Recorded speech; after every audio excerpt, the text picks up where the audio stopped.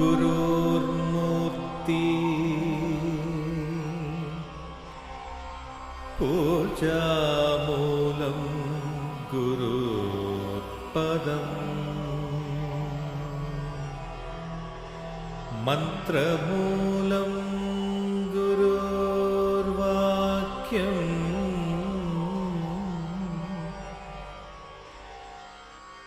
मोक्षमूलं गुरुर्कृपा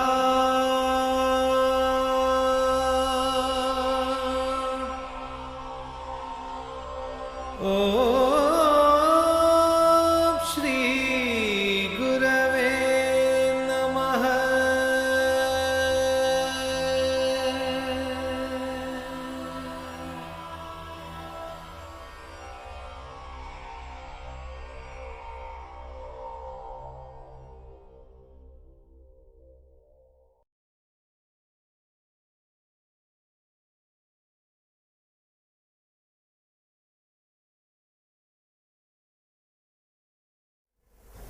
మరొక మాట కాశీ రావడం వీలైంది నాకు.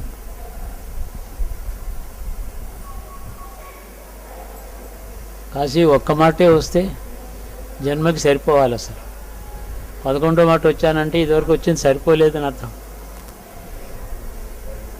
లోపల ఏదో వ్యసనం ఉంటుంది, ఏదో కోరిక ఉంటుంది, సందేహం ఉంటుంది, పీడిస్తూ ఉంటుంది. అది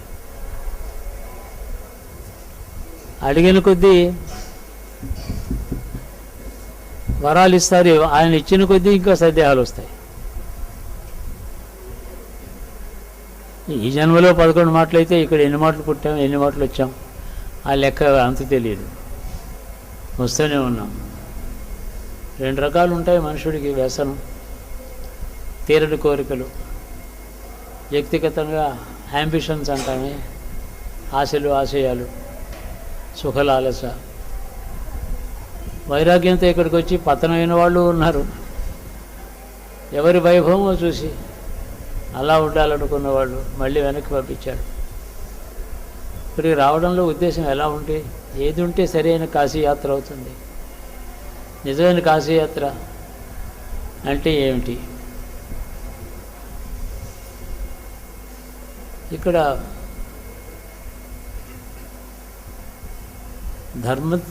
ధర్మబలంతో లోకంలో అందరినీ శాసించి దేవతల్ని పాదాక్రాంతులు చేసుకుని సృష్టికి తనే యజమాని అన్నట్టు ప్రవర్తించిన మహానుభావులు దివోదాసుడు ఇక్కడే ఉండేవాడు. అతడి శక్తి సామర్థ్యం చూస్తే నేను ఏ దేవుడినైనా ఆరాధించాలని పని ఏమిటి నాకు, నేను ధర్మంలో ఉన్నాను. ధర్మాన్ని పరిపాలిస్తూ భూలోకంలో ఉండే ధర్మం మీద ఆధారపడుతూ ఉండేవాళ్ళే దేవతలైతే ఆ ధర్మదేవతని నేను. నాలో ఎటీ ఒక చిన్న చుక్క మచ్చ కూడా ఎవడు నాలో చూపించలేడు అని ఆ భావంతో కాశీ పట్టణాన్ని ఏలాడు. ఇక్కడ దేవతలు ఎవరు రావాల్సిన పని లేదన్నాడు. నా దగ్గరికి అడిగితే ఎవరైనా ఏమడుగుతారో నేను ఇస్తాను. ఏ బలంతో ఇస్తా అన్నాడంటే పరాక్రమం కాదు, తపోబలం ఉంది, యోగ బలం ఉంది, ధర్మబలం ఉంది. అలాంటి వాళ్ళని కూడా ఎందుకు ఇతన్ని తీస్తే కానీ ఈ లోకం ఎలా, మా మాట ఏమిటి, మా పదవి మాట ఏమిటని దేవతలు గోల పెడతారు. దేవతలకి పదవి వ్యామోహం ఉండొచ్చు, పదవిలో ధర్మం ఉండొచ్చు. అయినా అది వ్యామోహం కిందే పురాణం చెప్తోంది. బలిచక్రవర్తి మీద దేవతలకు ఉండే కంప్లైంట్ ఏమిటి? ధర్మంలో ఉన్నాడు కదా, దాత కదా, అయినా తమ బదులు తమ చేయవలసినటువంటి పని సృష్టిలో ఉండగా ఆ పని ఇంకోళ్ళు తీసుకొని తమకంటే బాగా చేయడం. వృత్రాసురుడు, ఎన్నో గాథలు పురాణం అంతా కూడా ఇంద్రుని మించిపోయిన వాళ్ళు ఎంతోమంది పుట్టారు. వాళ్ళందరినీ నేను తనలో తీసుకొని మళ్ళీ వీళ్ళకి పట్టం కట్టి వీళ్ళని రక్షిస్తూ వచ్చాడు. అలాంటి చరిత్ర కాశీలోనే జరిగింది చాలా కాలం. ఆ తర్వాత ఇక్ష్వాకు వంశం పుట్టింది. అయితే అందరూ వెళ్ళి అడిగితే ఇతన్ని ఎలా ఆరాధిస్తాం అంటే ఈ శివుడు అన్నట్ట, అతడు నాతో సమానంగా ఉన్నాడు కదా, ఎందుకు ఆరాధించకూడదు? నీవు మోక్షం ఇస్తావు, అతడు మోక్షం ఇవ్వడు కదా, మా గతి ఏమిటి? నీకు మోక్షం అక్కర్లేదు కదా, పదవి కదా కావాలి, ఎందుకు అతడితో పోటీ, నష్టం ఏమిటి? శివుడితో సంభాషణ జరిగింది. దేవతలు నిరుత్తరులయ్యారు. చివరికి అతడిలో ఏదో ఒక చిన్న దోషం, బలవంతాన్ని ఆర్టిఫిషియల్గా కృత్రిమంగా కల్పించి అతన్ని ఊర్ధ్వలోకాలకి పంపించేసేసి మళ్ళీ ఇంకా అలాంటి వ్యక్తి ఇంకొకడు భూలోకంలో పుట్టకుండా కాలభైరవుణ్ణి, సాక్షి గణపతిని, డూంఠి గణపతిని, విశ్వనాథుణ్ణి 33 కోట్ల దేవతలతో అంశాలతో సహా ఇక్కడికి తెచ్చుకున్నారు దేవతలు. ఈ దేవతలు ఇక్కడ ఇది 28వ మహాయుగంగా జరుగుతోంది. ఎన్నో పూర్వకల్పాల్లో ఇది జరిగింది. అందుకని దీనికి అవిముక్త క్షేత్రం అని పేరు వచ్చింది. ముక్తి ఎవరూ ఇవ్వలేనివి. దక్షిణ దేశంలో ఎక్కడికో పోతాం, తపస్సు చేసుకోవచ్చు, తపస్సులో జ్ఞానం రావచ్చు, ఇంకెక్కడికో వెడితే ముక్తి కావచ్చు, వైరాగ్యం ఉండొచ్చు, వాటి వల్ల సంపాదించుకోవచ్చు. ఇక్కడ ముక్తిని కోరేవాడికి ముక్తిని మాత్రమే కోరుకోగలిగితే వస్తుంది. ఇంకెన్నో కోరికలతో అది కూడా ఒకటి అడిగి ఆ కోరికలన్నీ తీరవలసిందే, ఆ లిస్టు. అంతవరకు ఈ క్షేత్రం వాళ్ళకి ఏం ఉపకారం చేయదు. అందుకనే అన్నపూర్ణ ఉంది. కోరికలన్నీ కూడా ఏరి అనేక జన్మల్లోంచి ఒక్కటొక్కటే ఏమో ఎక్కడ దాక్కున్నాయో కోరికలన్నీ ఏరి అవన్నీ ఇస్తుంది. అందుకని అన్నపూర్ణ. ఇంకా మనం వచ్చి నాకు ఏదో అడుగుతాం, ఇంకా ఈ అన్నపూర్ణ అడగడానికి వస్తాం అంటే చూడండి ఎంత ప్రమాదకరం. మనకి తెలియకుండా నాకేం కోరికలు లేవు అనుకునేవాడికి నీ వెనకాల చాలా ఉంది, వెనక్కి చూసుకో, అవన్నీ అనుభవించుకో అని చెప్తుంది అన్నపూర్ణ. ఆ పూర్వ చరిత్రకి సాక్షి గణపతి.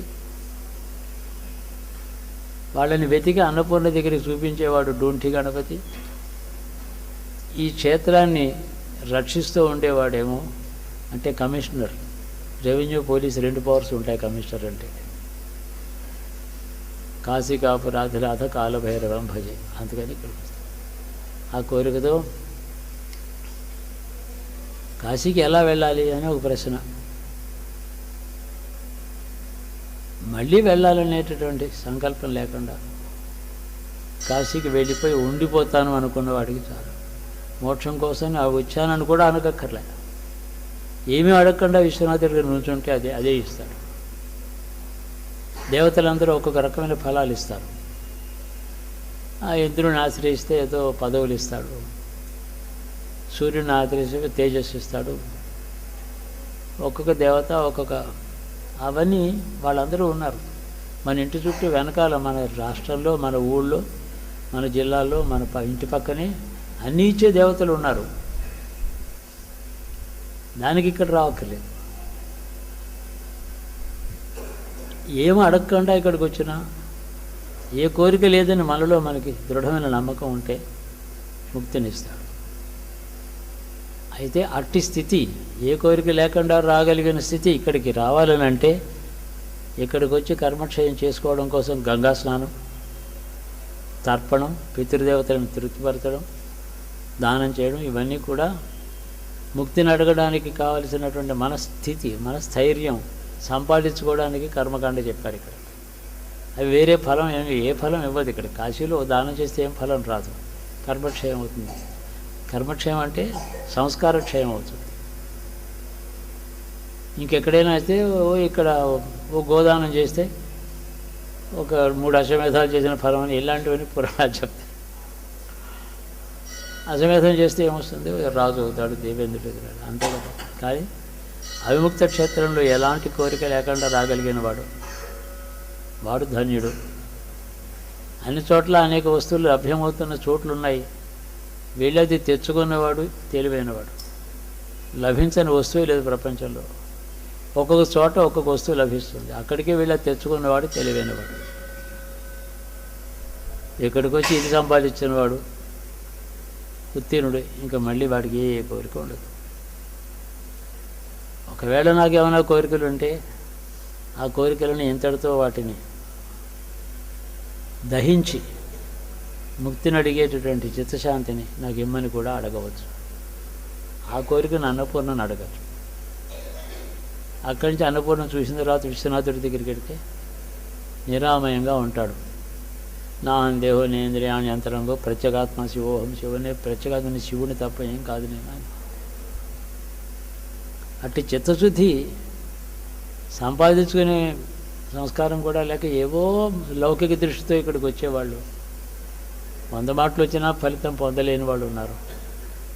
మొదటిసారి వచ్చి ఆత్యంతిక ఫలం పొందిన వాళ్ళు ఉన్నారు. మనుషుల్లోనే ఉంది ఈ వెరైటీ అంతా. ఎవరికి ఏది యోగ్యమో అది పొందుతారు. సాంప్రదాయం, కర్మ, ధర్మం, శౌచం ఇలాంటి వాటిలో భ్రష్టత్వం ఉన్నవాళ్ళు ఉన్నారు.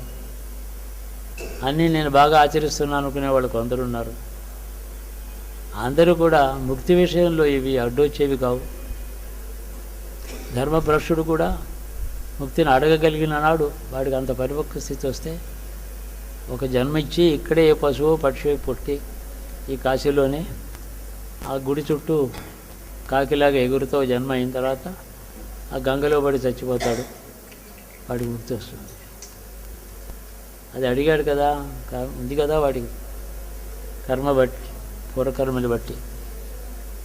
మళ్ళీ మాత్రం సంసారానికి పంపించకుండా ఇక్కడే ఓ పశు జన్మ పక్షి జన్మ ఇచ్చి వాడిని రక్షించడం అనేది ఈ క్షేత్రంలో జరుగుతుంది. కాశీక్షేత్ర మహాత్మ్యం అనేవో కావ్యాలు. కాశీక్షేత్ర మహాత్మ్యం కావ్యంలో ఏముంటుంది? ఫలానా వాడు చాలా తప్పులు చేశాడు, అలాంటి వాడు ఇక్కడికి వచ్చాడు, ఈ మోక్షం వచ్చింది, ఇలాంటి కథలన్నీ చెప్తారు. ఆ గాథలు చెప్పడంలో ఉద్దేశం ఏంటంటే నిన్ను నువ్వు మాట అద్దంలో చూసుకో, ఈ తరగతిలో నువ్వు వస్తావేమో చూసుకోమని ఆ కథలు మనకి చెప్తారు. ఆత్మవిమర్శ కోసమని, ఆత్మావలోకనం అన్నమాట కథలు. పురాణంలో ప్రతి కథ కూడా ఆత్మావలోకనమే, తన అద్దంలో చూసుకోవడం కోసం. లోపల సంస్కారాలు వదిలిపెట్టడం లేదు, మోహాలు వదిలిపెట్టడం లేదు, కోరికలు చావటం లేదు, తృప్తి లేదు. తృప్తి లేకపోతే వైరాగ్యం ఎక్కడి నుంచి వస్తుంది? తృప్తికి కదా ముందు, వైరాగ్యానికి ముందుగా ఉండవలసింది సంతృప్తి, అభావిరక్తి కాదు. ఇప్పుడు నేనేం చేసినా ఏం అనుభవించగలను, నాకు ఇప్పుడు ఐశ్వర్యం ఎందుకు, నాకు అసలు వృద్ధాప్యం అయిపోయింది కదా, ఇంకా నేను తినలేను, ఉంచోలేను, నాకు ఇప్పుడు ఐశ్వర్యం అక్కడ, అది కాదు. అన్నీ ఉండి కూడా ఎటువంటి అభావిరక్తిగా యథార్థమైన విరక్తి ఎవరికైతే ఉంటుందో వాడు ముక్తిని అడగడానికి పరిపక్వ స్థితిలో వస్తాడు. పరిపాకమే కావాలి ఇక్కడ. ఒక మాట చెప్పాలంటే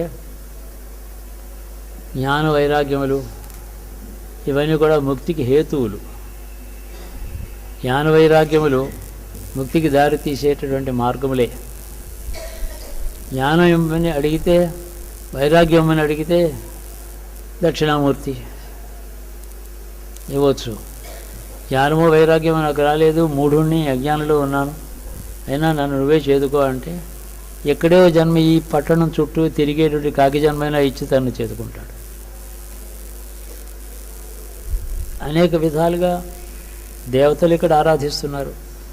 గంధర్వాదులు అనుకుంటారట మనుషులు ఎంత ధన్యులు, అల్పాయుర్దాయం ఉంది, భోగాలు ఇచ్చినా కూడా అనుభవించే శక్తి వీళ్ళకి ఎక్కువ లేదు, వీళ్ళకి అన్ని కంప్లైంట్సే ఉన్నాయి, రోగం, వార్ధక్యం, పిల్లలు, గొడవలు ఇవన్నీ ఉన్నాయి. అందువల్ల ఈ ఆపదల్లోంచి బాధపడలేక శివుడి దగ్గరికి వెళుతున్నారు. మన ఈ సుఖాలు మరిగి శివుడి దగ్గరికి వెళ్ళలేకపోతున్నాం. మనుషు జన్మ చాలా గొప్పది అనుకుంటారట కాశీ చూసి. అసూయపడతారట దేవతలు. కాబట్టి మనకు వచ్చేటటువంటి కష్టసుఖాలు, అజ్ఞానము, అవిద్య, అసంతృప్తి ఇవన్నీ కూడా ఈశ్వరుని చేరడానికి పనికొచ్చేందుకు సోపానాలుగా ఉపయోగపడుతున్నాయి. చేరిన తర్వాత వాటినే ఇంకా ఇమ్మని చెప్పి అడగకుండా వాటి నుంచి విముక్తి ఇమ్మని అడిగిన వాడు ధన్యుడు. లేకపోతే కర్మభ్రష్టత్వం, ధర్మభ్రష్టత్వం, సంస్కారంలో తరతరాల నుంచి అజ్ఞానంలోనే బతకడం, తరతరాలు ఏది దోషమో ఆ దోషాన్ని అనుసరిస్తూ, అధర్మాన్ని అనుసరిస్తూ జీవించడం. తనే కాదు, తన కొడుకులు, తన మనవలు, తన బిడ్డలు, తన బంధువులకి అజ్ఞానమే బోధిస్తూ, అదొక డిజైను. ఇలాగ రకరకాల మనుషులు ఉన్నారు. వీళ్ళందరికీ ఏమిటి భవిష్యత్తు?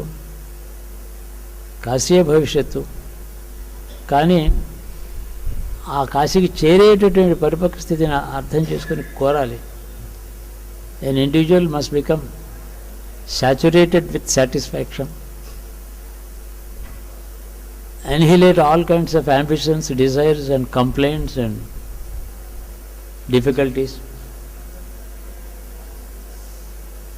and he should not feign to be clean. He should not try to appear to be clean, because if anybody tries to appear to be something which he is not, that is called falsehood.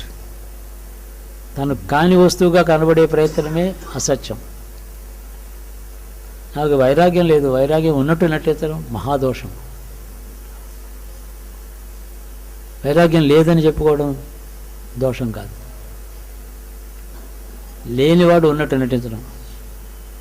So man must become totally saturated.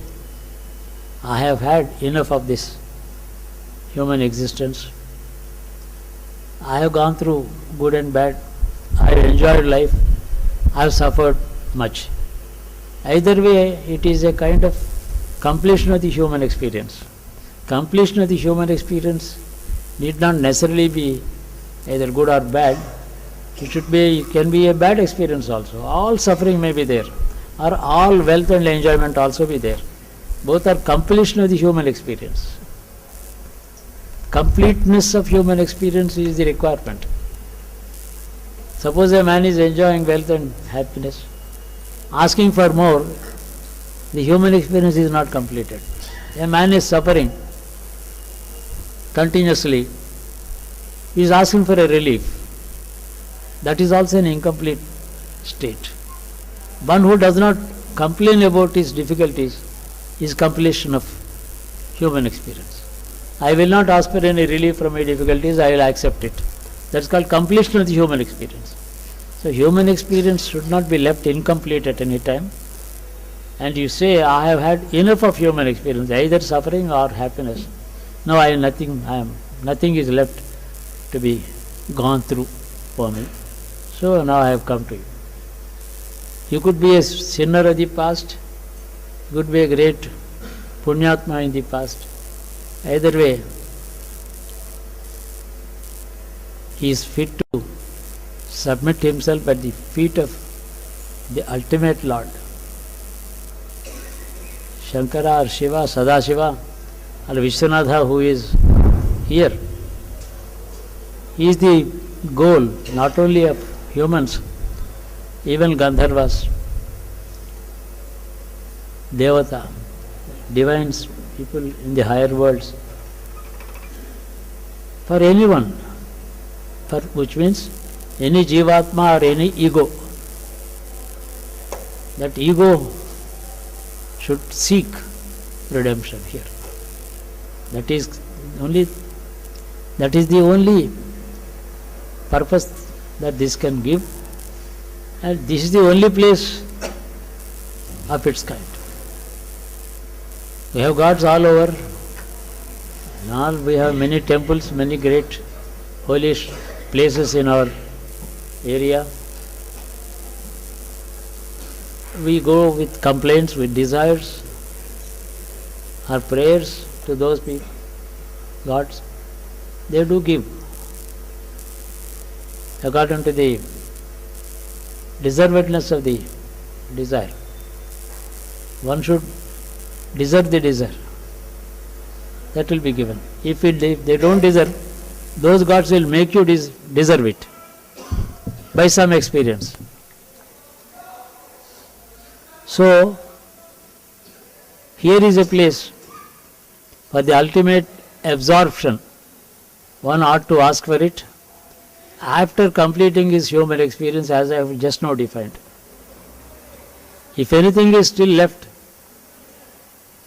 in the human experience, suppose his suffering is not enough. When is suffering enough? When he does not ask for a relief from suffering, that is enough. Try to understand this sentence. When is he asking for a relief from his difficulty? Not because he is unable to bear with it, he is able to bear with it. So, his cup is not full, since he is asking for a relief. When he does not ask for any relief, that human experience is completed. And nothing more is left on this earth for him. Therefore, he need not be born at all. And all that he has to do is go to Kashi, pray, or not pray, just die here without prayer. More than enough. And his human experience, culmination, end point, point of absorption, that is Kashi. I have my own attitude. Personally, that's totally a personal matter. I have so many complaints. Many people used to say, నేను 60 సంవత్సరాల నుంచి అమ్మవారి పూజ చేస్తున్నాను, ఎప్పుడు ఏం అడగలేదు నేను అని ఒక ఆయన అన్నాడు నాతో. మీ పాదాలు ముట్టు నాకు ఇవ్వండి, నా నెత్తి మీద పెట్టుకుంటాను అన్నాను. అదేమిటి, మీది ఏదో పెద్దవారని మీ దగ్గరికి వచ్చాను. అలా కాదు బాబు, 60 ఏళ్ల నుంచి ఏం అడగకుండా పూజ చేస్తున్నారు అమ్మవారికి, నేను రోజు 100 అడుగుతూ ఉంటాను కోరికలు, మరి మీ పాదాలు ఉమ్మడి నాకు ఇవ్వండి అన్న. కాబట్టి ఎవడి స్థితి వాడిది. ఇంకా 100 జన్మలు ఇచ్చి రోజు కాశీకి వచ్చినా కూడా బహుశా అది పూర్తి అవ్వదు. ఏవో ఉన్నాయి. ఆ ఎజెండా హనుమంతుడు తోకలాగా, ఆ ఎండ్లెస్ అది. అయినా నేను ఆ శివుణ్ణి వదలను, నన్ను ఆయన వదలడు. అది నా స్థితి. ఇది ఎవరి స్థితి వారిదే. నాలా ఉండమని ఎవరికి ఎప్పుడు అడ్వైజ్ ఇవ్వను, నాలా ఉండొద్దనే చెప్తూ ఉంటాను. నా పోలిక నాలాంటి స్థితి ఎవరికి రాకూడదు.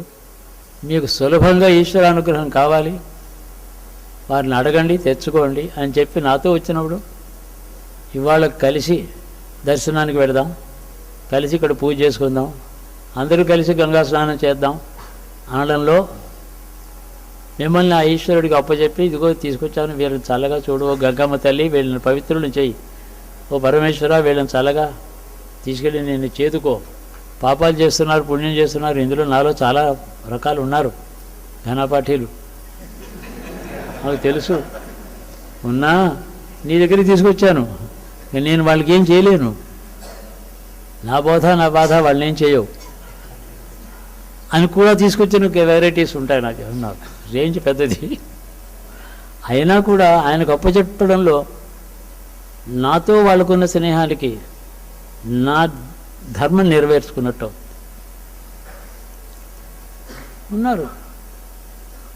తెలిసే చేస్తారు దోషం. వాళ్ళలో ఉండే దోషయుక్తమైన సంస్కారాలకి వాళ్ళు దాసులు, దాని మీద వాళ్ళకి అధికారం లేదు. దాది చెప్పినట్టే నడుస్తూ ఉంటారు. అయినా వాళ్ళు వస్తూ ఉంటారు. వాళ్ళు వస్తే ఇక్కడి నుంచి మళ్ళీ పెడతారు, మళ్ళీ ఆ కథలోనే ఉంటారు వాళ్ళు, ఆ పద్ధతిలోనే. అలాంటి వాళ్ళను కూడా నువ్వు ఎప్పుడో ఒకనాడు నా ప్రార్థన మన్నించి వాళ్ళని చేదుకో. ఎంతకాలైనా ఇప్పుడు నీకు అప్లికేషన్ పర్మనెంట్గా అక్కడ ఉంటుంది. అదే సాక్షి గణపతి చేసే పని. ఒక మాట ముక్తిని అడిగిన వాడు ఎంత పాపి అయినప్పటికీ, భ్రష్టుడైనా, వాడు అడిగిన ముక్తి కోరిక ఏదైతే ఉందో ఆ పరమేశ్వరుడు దగ్గర అలాగ ఎప్పుడూ మర్చిపోకుండా ఉండేటట్టు కాపాడేవాడు సాక్షి, జీవుల యొక్క సంస్కారానికి సాక్షి. కాబట్టి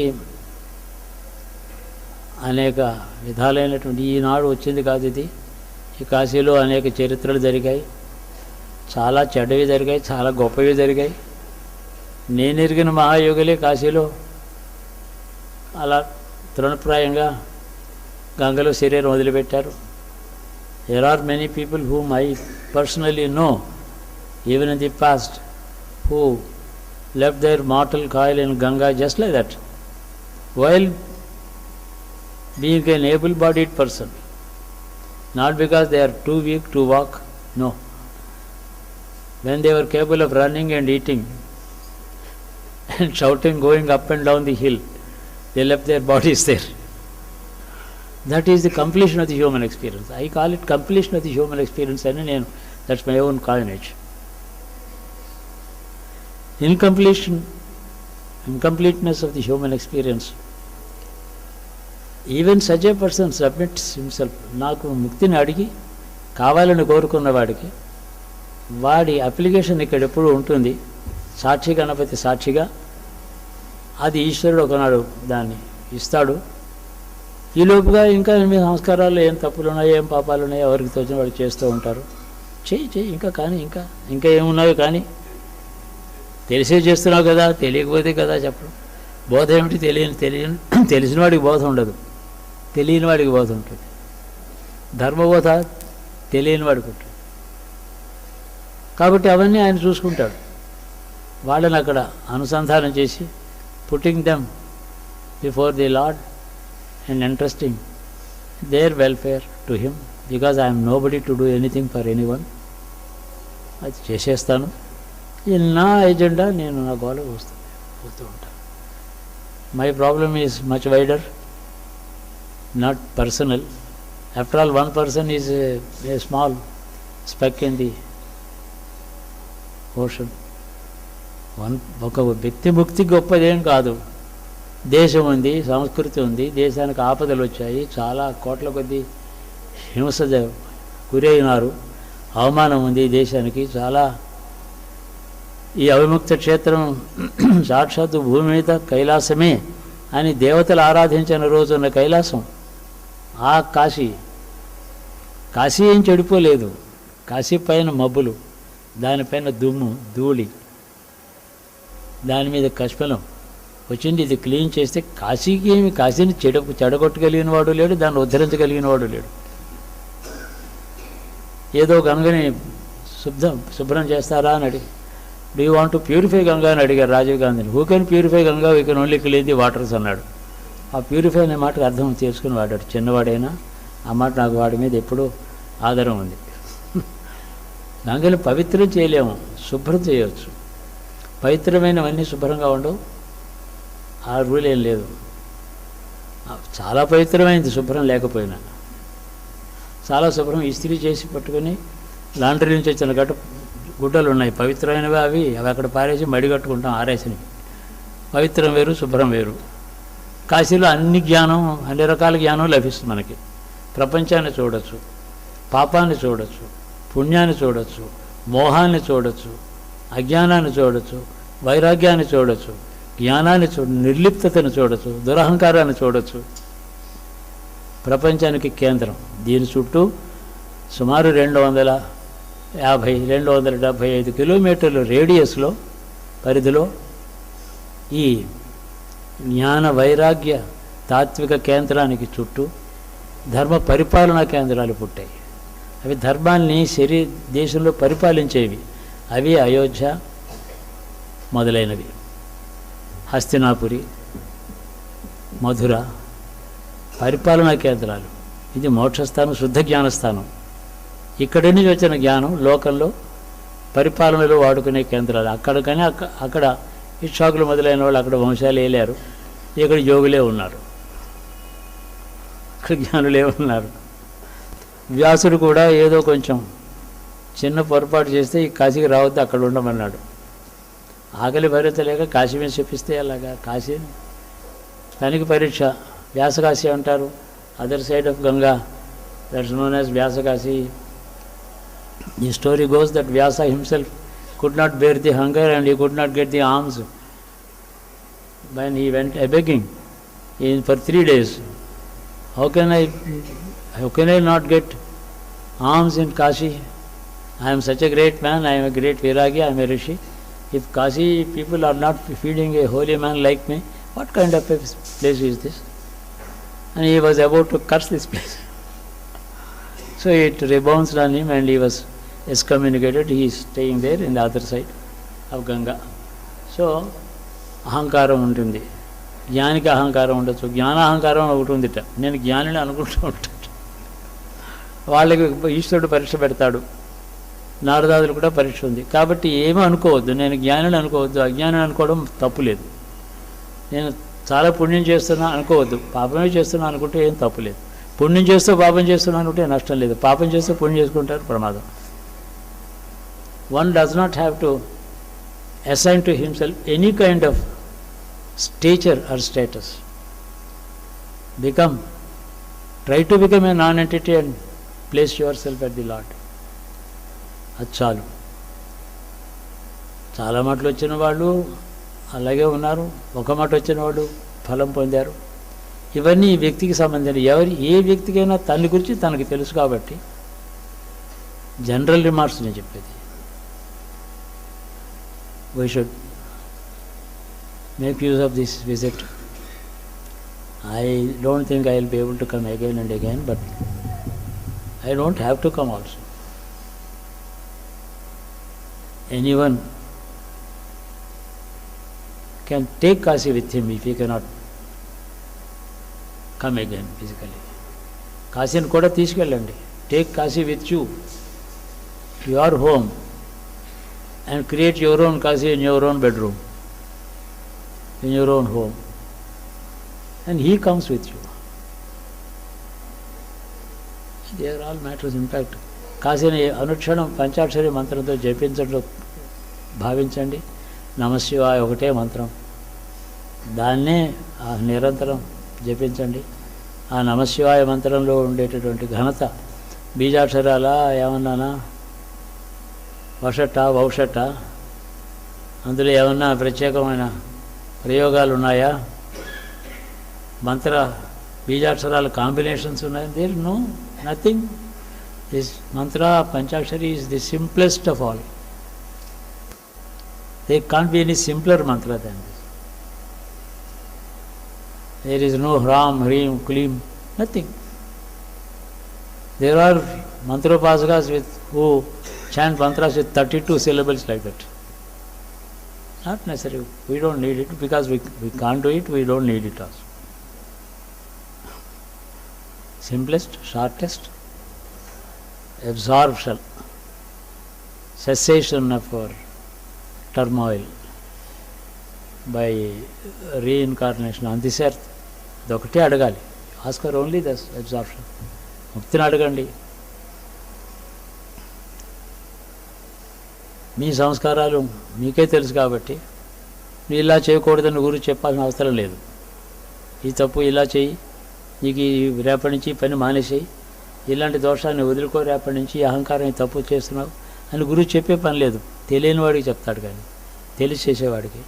దొంగ నిద్ర పోయేవాడిని ఎవరో లేపలేరు. నిజమైన నిద్ర అయితే క్షణంలో లేస్తాడు గుచ్చితే. కాబట్టి అలాంటి వాళ్ళు ఆ ఈశ్వరుడికే వాళ్ళ నివేదన, ఈశ్వరుడు చూసుకుంటాడు వాళ్ళని. నా బాధ్యత ఎంత ఉందో నేను చెప్పాను, వాళ్ళు కూడా అక్కడ ఎంట్రస్ట్మెంట్, అంతే నా ఉద్దేశం. సుఖాలు చాలన్నట్టే కష్టాలు కూడా ఇంకా నేను భరించలేను అని అంటే, అయితే ఇంకా భరించగలవు కాబట్టి ఇంకా ఉంది నీ కోట అని అర్థం. అలా కాకుండా ఇంకా ఏమిస్తావో అంటే అయిపోయింది, ఇంకేమున్నాయి ఇంకా, కానీ ఇంతేనా, ఇంకా చాలా ఉంది ఆమె, కానీ అన్నీ let me have all due sufferings అంటే ఇక because he is asking for more suffering from the hands of the redeemer. Other any more difficulties that he undergoes are at the behest of the Lord, then that completes the human experience. So one can get rid of his past karma, get rid of all the past. మనమే కాదు, మన తాతలు ఉన్నారు, తండ్రులు ఉన్నారు, తల్లులు ఉన్నారు, కనిపించిన వాళ్ళు ఉన్నారు, వాళ్ళకి మనం ఏమీ సేవ చేయలేకపోయి ఉండొచ్చు. వాళ్ళ గురించి కూడా ఎక్కడో నమస్కారం చేసుకుంటే మనకు రుణం తీర్చు. వాళ్ళకి నేనేం చేయలేకపోయాను, వాళ్ళు కోరికలు ఉంటే తీసుకురాగలిగితే నేను తీసుకొచ్చి ఉండవచ్చును, చేయలేకపోయాను, కాబట్టి వాళ్ళని నువ్వు కాపాడుకో, వాళ్ళ కోసం నేను నమస్కరిస్తున్నాను, వాడు స్వర్గంలో ఉన్నా ఎక్కడున్నా నీ దగ్గరే చేర్చుకో అని చెప్పడం కూడా మన ధర్మం. అంటే చివరి అంతిమోపాయనిష్టై అని వాళ్ళకి అంటారు. అపగత పాపమానం అంటారు. పాపాలన్నీ గడిచిపోయిన వాళ్ళు, వాటి పాపఫలాలు అయిపోయినాయి, అంతిమోపాయ నిష్ఠులు, ఇంక దాని మీద నిష్ఠ కావాలి. Man should be dead set on it. So in all inevitable, irreparable troubles at home, never attempt a repair, because it leads to more of dukkha. Suppose my complexion is bad, what is the point in worrying about it or going to doctors for change of it? Accept it. So simple. And nothing to really worry about. What is there to worry about? What is there to be gloat about? There is nothing that can make you float in the ninth heaven, ninth cloud, seventh heaven. ఏమీ లేదు అక్కడ.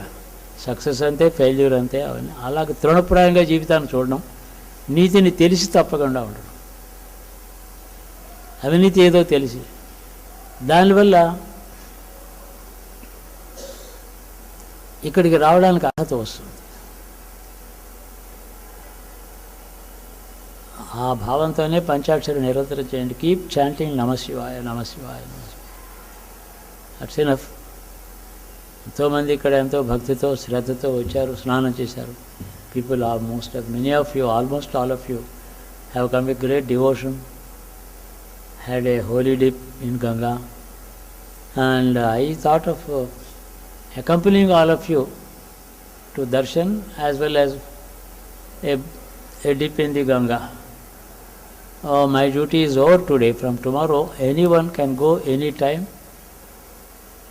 for a bath or a darshan independently. We don't have to move in a large group, creating traffic problems, creating blockades here and there. Individually we can go. So tomorrow onwards all are free.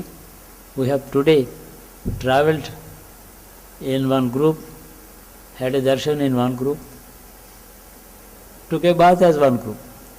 So one day is enough. Day after tomorrow the Ugadi is there, that is New Year's Day in the local calendar, which is the calendar that's applicable in the southern states also, Andhra and Karnataka. So that is the a significant date which I would like to spend here. ఇక్కడే శివ పూజ చేసుకుంటాను. చాలు 80 సంవత్సరాలు చూస్తూనే ఉన్నాయి. 81 ఉగాదులైనా ఇంతవరకు 82 ఉగాది. దీనికి అంతేమిటి, ఇక్కడ ఈ ఆఖరి ఈ ఉగాది ఇక్కడ నీ దగ్గర కూర్చుంటాను అనుకుంటే బాగుంటుందని అనిపించింది.